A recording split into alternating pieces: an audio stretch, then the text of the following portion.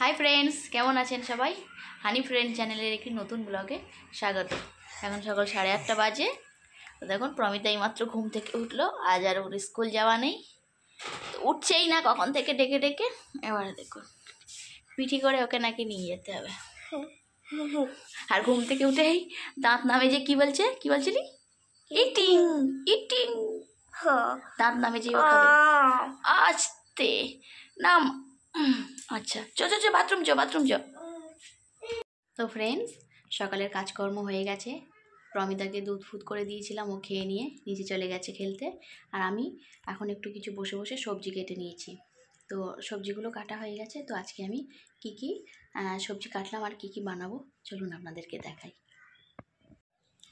দেখুন, এখানে একটু আলু, মটরশুঁটি কেটে নিয়েছি, আর একটু পোস্ত আর কাঁচা লঙ্কা নিয়েছি কয়েকটা। আলু পোস্ত বানাবো। আর কিছু টমেটোগুলো ওই মটরশুঁটিগুলো নষ্ট হয়ে যাচ্ছিলো, ওগুলোকে ওর মধ্যে দিয়ে দেবো। আর ওই দেখুন বিউলির ডাল। এই বিউলির ডালটা কিন্তু বাড়ি থেকে নিয়ে আসা হয়েছে।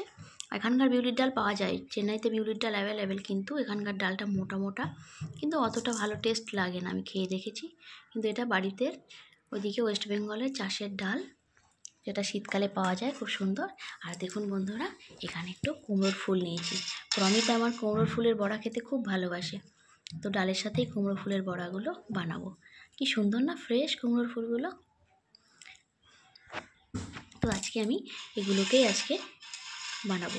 চলুন আপনাদের সাথে বানাই দেখি। আর তার আগে একটাই কাজ, আমার এদিকে রান্নার জোগাড় যন্ত্র করে নিয়েছি। আমি যাবো এবারে একটু স্নান করতে, করে ঠাকুরকে পুজো দিয়ে তারপর রান্না বসাবো। তাহলে চলে আসছি রান্নাঘরে। দেখুন বন্ধুরা, প্রমিতা নিচে খেলতে এসেছিল, আমি ওকে ডাকতে এসেছিলাম, বলি চান করে নে। তো ও এদিকে চলে এসে দেখুন এই ট্র্যাক্টরের ওপরে ঠেলে উঠেছে। ট্র্যাক্টরের ওপরে উঠে কি আনন্দ, মজা হচ্ছে। হ্যাঁ, কিসে উঠেছ? আচ্ছা ঠিক আছে, এবারে নেমে এসো। আচ্ছা ঠিক আছে, আচ্ছা ঠিক আছে। তো বন্ধুরা, স্নান টান করে প্রমিতাকেও স্নান করিয়ে ঠাকুরকে পুজো দিয়ে চলে এলাম রান্নাঘরে। তো রান্নাঘরে এবারে রান্নাটা শুরু করি। প্রথমে আমি বানিয়ে নেব আলু পোস্ত। তার জন্যই কড়াইতে একটু তেল দিয়েছি, আর একটু কালো জিরে দিয়ে নিয়েছি, আর ওর মধ্যে কয়েকটা গোটা জিরেও দিয়ে দেব। আর এবারে আলুগুলোকে দিয়ে দেব।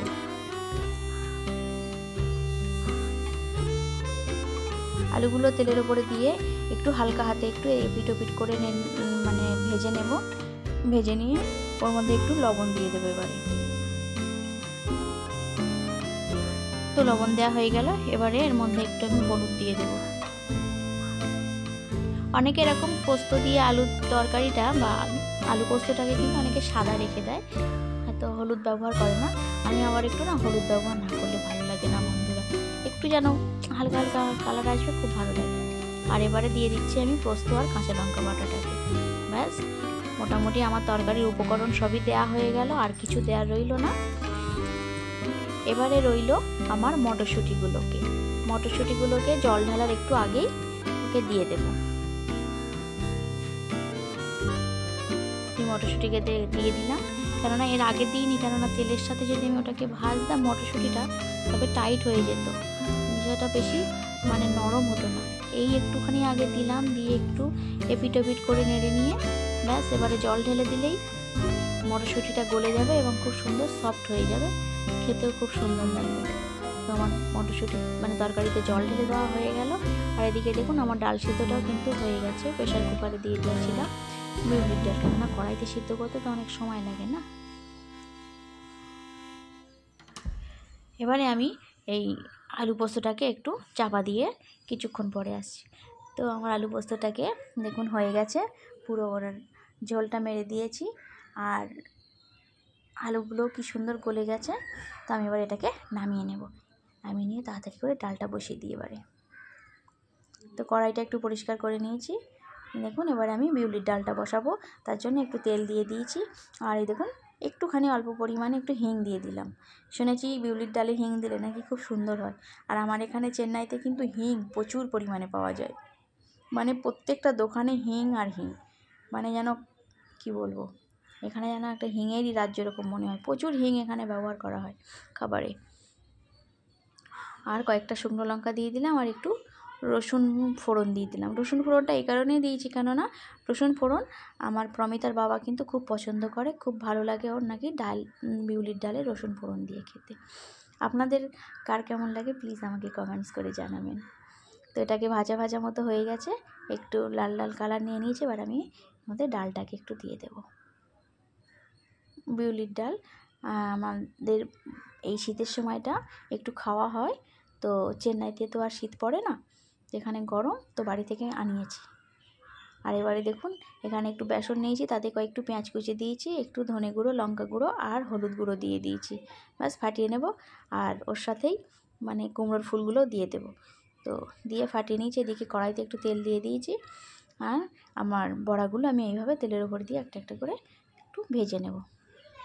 তো বন্ধুরা, এই ছিল আজকে আমার ব্লগ। আমার কুমড়ো ফুলের বড়াটাও ভাজা হয়ে গেছে, আর এদিকে ডাল, আলু পোস্ত আর কুমড়ো ফুলের বড়া, এই ছিল আমার আজকেকার মেনু। তো বন্ধুরা, ব্লগটি আর বড় করব না, আজকে ব্লগটি আমার এই পর্যন্ত। আপনাদের যদি ভালো লাগে একটা লাইক করে দেবেন, আর ব্লগটি কেমন হলো কমেন্টস করে জানাবেন। ততক্ষণ পর্যন্ত সবাই ভালো থাকবেন, সুস্থ থাকবেন। আবার দেখা হচ্ছে নতুন কোনো ব্লগ নিয়ে, নতুন কোনো ব্লগে। আজকের মতো আসি, টাটা।